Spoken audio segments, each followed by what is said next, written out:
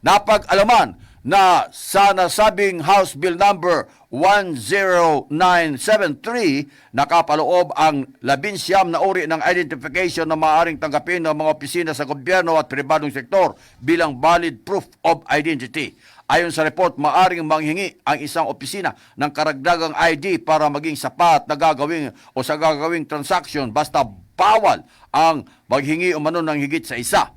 Napag-alaman din na ang sinumang tumanggi na tanggapin o kilalanin ang ipipresentang isang valid ID ay pagmumultahin ng ₱250,000.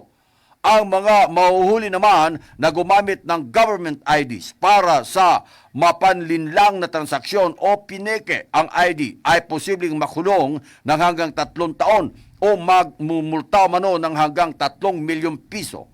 Ayon kay Garcia, sa kabila umano ng pag-iral ng batas na lumilikha ng Philippine Identification System o PhilSys ID, ay marami pa rin hinihinging required ID ang mga ahensya at pribadong establishmento.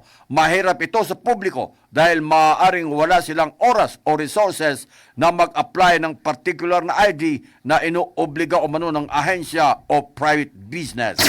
MH Balita ng Bansa.